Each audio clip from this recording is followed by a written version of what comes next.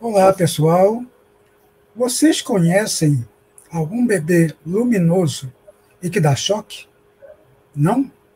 Então assistam a mais um vídeo da série Aspectos Morais na Revista Espírita, que tem o apoio da Associação Espírita Teresa d'Ávila e que tem como objetivo incentivar e divulgar as revistas espíritas e que foram publicadas por Allan Kardec entre os anos de 1858 e 1869. O artigo que veremos hoje, extremamente interessante, se intitula A Criança Elétrica e está na Revista Espírita de abril de 1869. E para conversarmos, analisarmos e comentarmos esse artigo extremamente interessante, estão comigo os companheiros Felipe Rocha e Sônia Hoffmann. Você é elétrica também, Sônia? Ainda não, né? Não.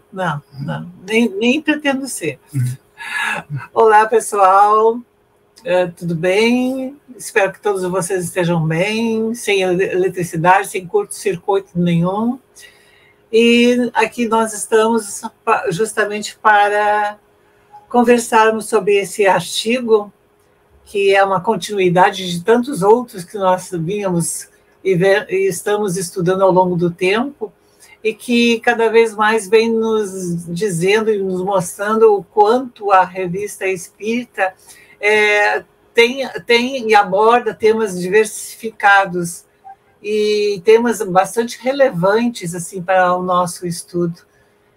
Então, nessa perspectiva de convidar, de incentivar todos vocês também para lerem a própria revista espírita, aqueles que não tiverem possibilidades de manusear a revista espírita em documento, de uma forma física, podem ir até o site da Federação Espírita Brasileira, febnet.org.br, e baixar gratuitamente todas as edições da Revista Espírita e fazerem a leitura. Olá, Felipe, tudo bem? Espero que tu não esteja dando choque nenhum. Olá, Soninha, olá, Dudu, olá os companheiros que estão nos acompanhando aí nesse estudo, né? Espero que ninguém esteja dando choque, mas todo mundo com bastante energia, né, Sônia? Só se tu requer pois isso. A nossa energia investigativa aí é um assunto que aguça a nossa curiosidade, nos traz um certo espanto em primeiro momento, mas a gente vai ver que, ao decorrer da nossa conversa, isso aí vai se clareando, né? E a gente vai vendo que de sobrenatural nada existe, né? Como bem já disse o Kardec. Exato. Exatamente. Bom, esse artigo, né, A Criança Elétrica, está publicado, como falei, na Revista Espírita de abril de 1869, que foi o último mês da revista produzida por Kardec, que morreu em 31 de março de 69, mas ele já tinha deixado pronto o fascículo, né, de abril.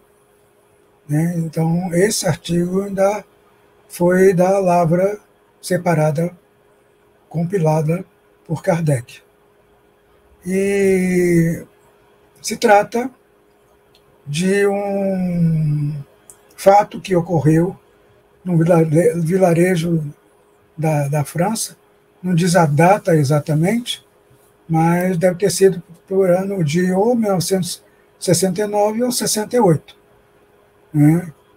E que chamou muita atenção de até outros periódicos também da época, porque relatava que um bebê de 15 dias estava proporcionando fatos inéditos. Ele dava choque quando se tocava nele, né? Tanto que o artigo diz, né, que ele era impalpável e intangível, ou seja, intocável. Né? Já pensou? Pensar nisso? E até ele compara né, a garrafa de Leyden, que foi uma das primeiras experiências da criação de um capacitor. Né, Felipe? Você que entende melhor disso? É isso. Esse caso em específico, quando a gente fala de capacitor, né, é uma coisa interessante, porque o capacitor ele é uma coisa, uma característica de um material, né? A gente vai ter a capacitância e a característica do material. E o capacitor é um material que tem a capacidade, né, com perdão da redundância, de transmitir energia elétrica apenas em voltagens específicas. Né? Então a gente chama que é um defeito na cadeia harmônica do material, né, na estrutura do material, um defeito bom, né, que tem uma propriedade em si, e ele proporciona que o material vai transmitir energia elétrica acima de uma voltagem X. Né? Então, assim, a gente usa capacitores em tudo hoje em dia, né? Senão a gente teríamos apenas o 220 ou o 110 ou uma corrente mais específica com voltagens mais baixas. O capacitor permite esse salto, né? Esse salto de potência aí, que aí permite que a gente faça equipamentos de rotação, equipamentos de televisão que necessitam de maior energia, de maior potência. Isso é um capacitor.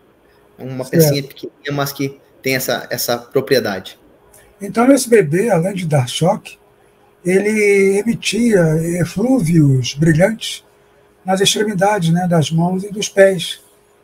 Ou seja, devia ser uma visão muito interessante desse bebê. Mas ele se alimentava normalmente, e quanto mais ele crescia, mais esses fenômenos se desenvolviam. E chamaram o sacerdote, né, o cura lá da cidade, que rezou, orou, fez todas as preces possíveis e imagináveis para curar, mas não conseguiu nada.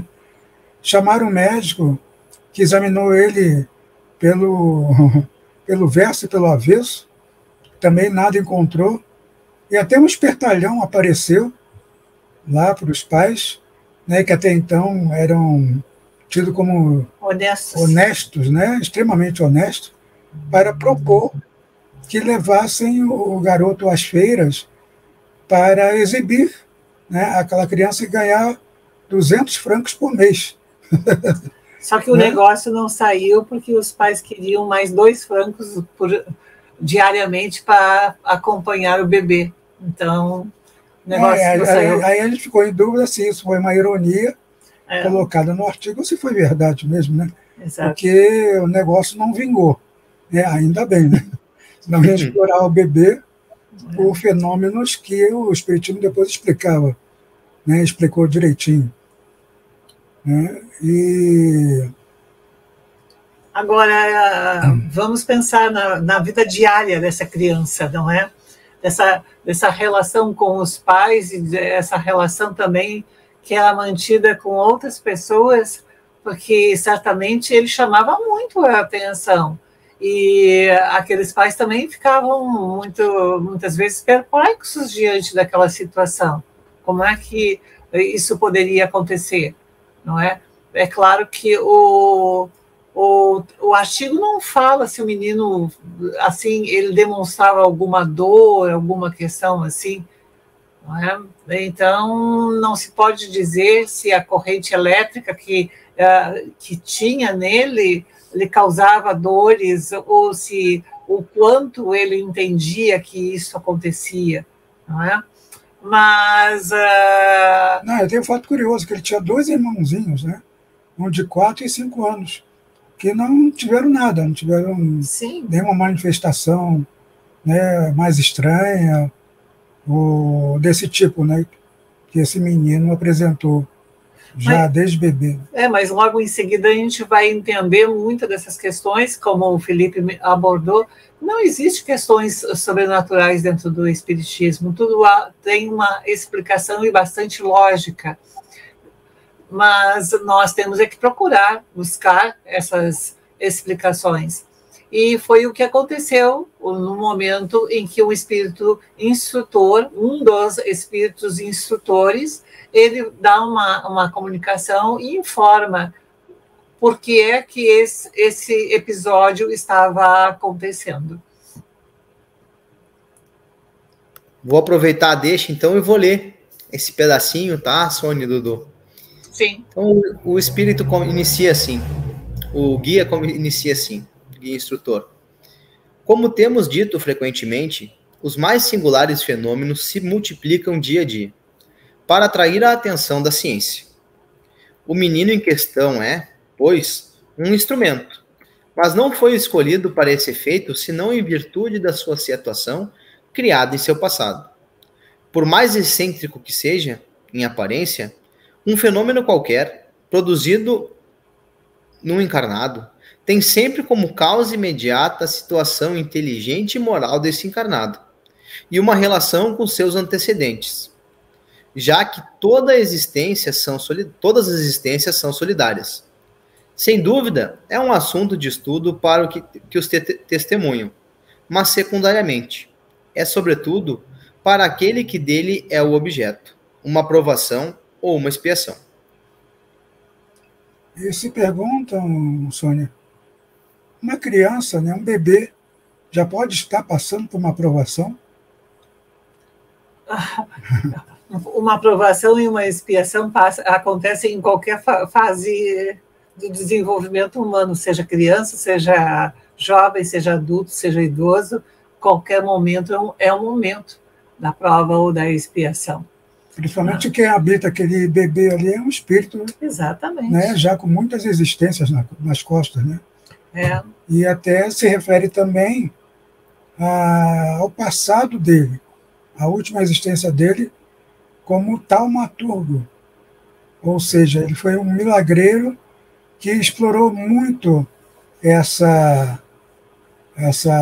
faculdade que ele possuía, né, para ganhar dinheiro, se notabilizar, né? Ou seja, usar talvez essa mediunidade que ele tinha, né, para usufruir de maneiras financeiras, de maneiras escusas, que, na verdade, não se deve, né, fazer isso, como o Espiritismo nos explica, nos esclarece. E os pais estavam quase entrando nessa história, não é? Ainda bem que o negócio não deu certo, porque senão os pais iriam repetir uma situação que para ele não seria nada vantajoso repetir aquela situação de que ele fosse servir justamente para questões, né, de trocas financeiras. Mas, além de ele também fazer tudo isso que ele fazia em outras encarnações, como tendo sido um feiticeiro, ele se achava um ser iluminado. Então, por isso também, além de tudo isso, é a questão da iluminação.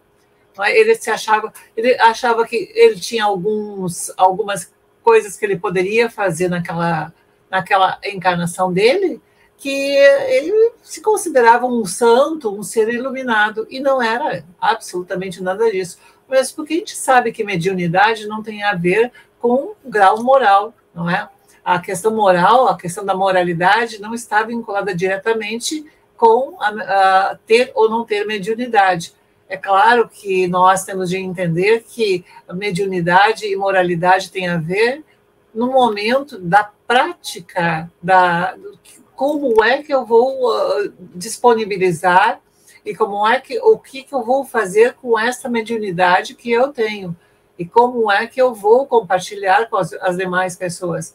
Mas que necessariamente uma pessoa, pelo fato de ter mediunidade, todos nós temos em algum grau, todos temos mediunidade, mas para que uma pessoa seja considerada um médium, necessariamente ela não precisa ter avanços morais significativos, mesmo porque hoje, atualmente, nós podemos saber de muitas pessoas que não têm nenhuma condição moral e são médiums, não é? São médiums, muitas vezes, ali que estão até mesmo ganhando dinheiro e fazendo muitas coisas e assumindo várias consequências. Só espero que eles não deem choque na próxima encarnação, não é? Mas isso é bastante sério. Então, a mediunidade e moralidade é algo que nós precisamos entender, mesmo porque como foi dito, dá de graça o que de graça tu recebeste, não é? E mediunidade, todos nós recebemos gratuitamente. Ninguém conquistou a sua mediunidade, não é? O que nós conquistamos dentro da mediunidade, sim, são as virtudes, é a forma como nós vamos fazer com que isso aconteça, nos moralizando, não é? Nos redimensionando moralmente e intelectualmente para essa utilização.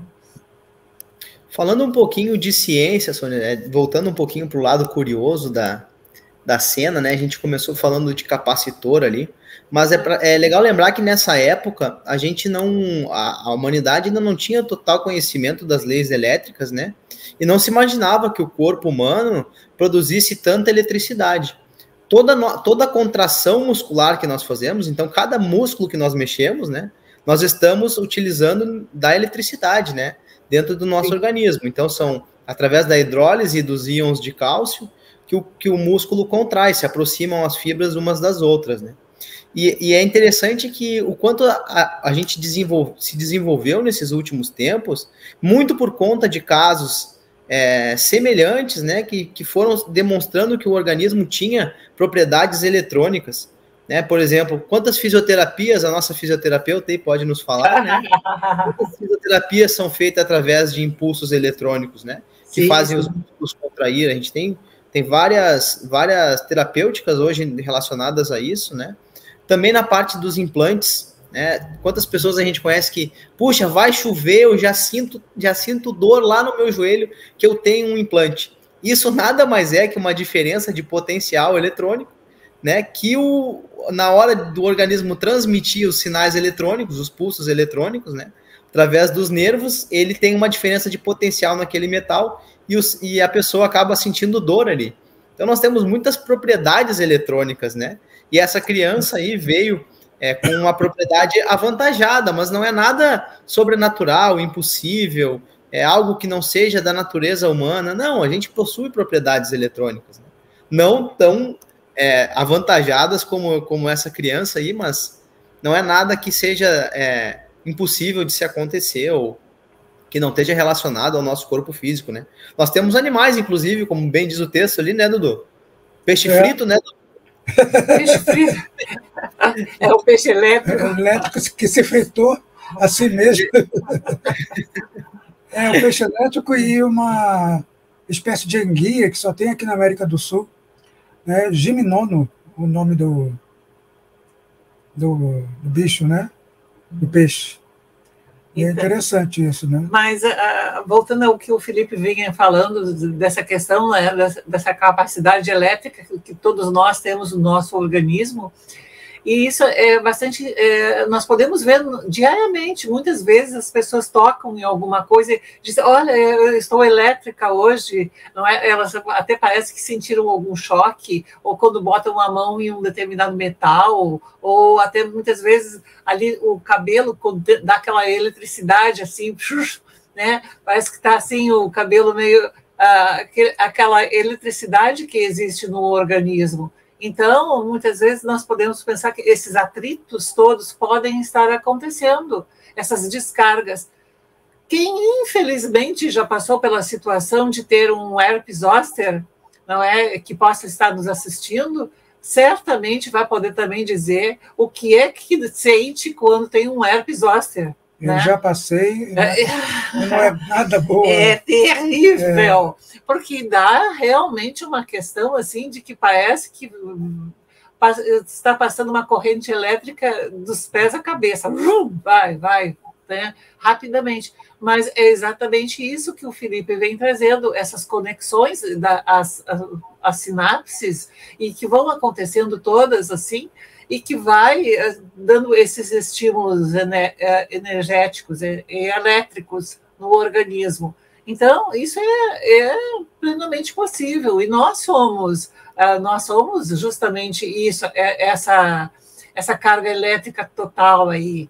Nós temos essa carga elétrica, mas, claro que nas dimensões e no equilíbrio possível, imaginável, já pensaram que seria complicado se todo mundo estivesse dando choque o tempo todo, ou o iluminado o tempo todo, se bem que em algumas situações até seria bom, né? Quantos acidentes seriam evitados se nós fôssemos mais iluminados, não é?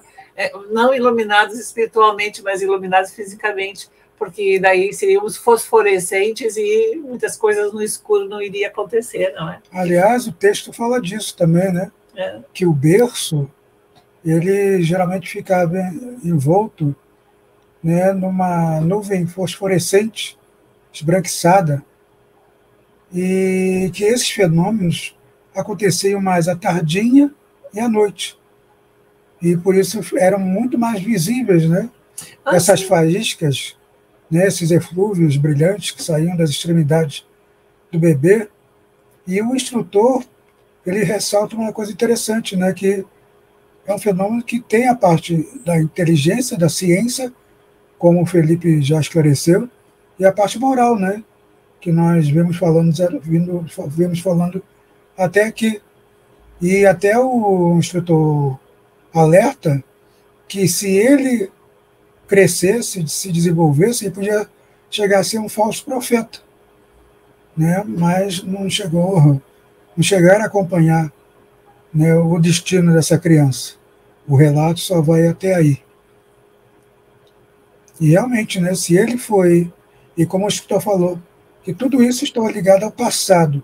Essas coisas acontecem quando o espírito traz, né, experiências magnéticas, experiências mediúnicas ligadas ao passado e para o presente, que ele parece que quer continuar uma existência anterior onde ele brilhou, ele, né, se sentiu iluminado em todos os sentidos, e por isso traz esse, em seu perispírito ainda, né, as características, registros desses fenômenos, né? E é interessante como a divindade, né, se utiliza disso para o avanço, né? Então é um espírito que está resgatando ali através do assédio, desde a da tenridade, né, desse desgaste, de toda essa atenção que com certeza impuseram dificuldades para ele nesse período, né, desse assédio de ser comercializado, né, um ser comercializado desde muito pequeno, ainda que a criança não tivesse noção disso, mas o espírito, como bem diz o texto ali, estava sentindo, né? Sim. A divindade se utiliza desses fenômenos, de certa forma, extraordinários, para realmente promover o progresso, né? Para promover o progresso tanto da ciência, como o progresso da religião, né? Porque também essas coisas acabam trazendo a necessidade de respostas dos guias terrenos, dos guias terrenos, né? Religiosos, né? Dos guias religiosos terrenos, como foi chamado o curandeiro, muitas vezes são levados para o padre, e dentro daquele amálgama que eles estão acostumados a responder, eles não têm respostas para isso, né? Então, também como esses fatores impulsionam o avanço da ciência, do conhecimento e da busca pela verdade. Então, nada é por acaso, é tudo muito bem estruturado pelo plano espiritual, né? Poxa, leva para o padre e pergunta, o que aconteceu com esse menino, padre? Por que ele está nascendo assim?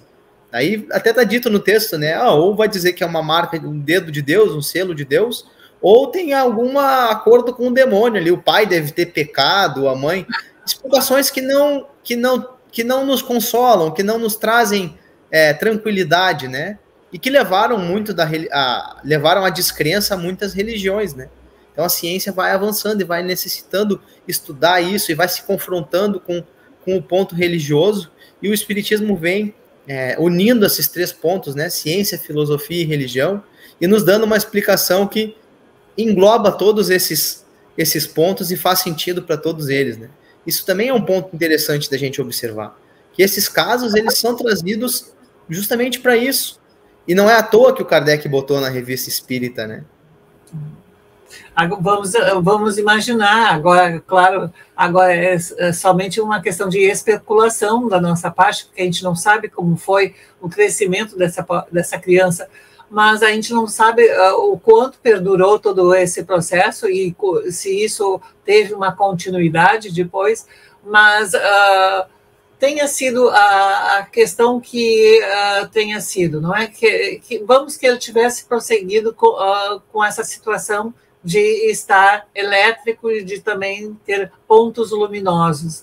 A inter-relação que ele, não só com seus familiares, mas com outras crianças, como é que isso seria? E até mesmo a questão das crendices, porque algumas pessoas, como o padre chegou lá e disse, bom, ou é alguma coisa vinda por Deus, ou é uma coisa vinda pelo diabo.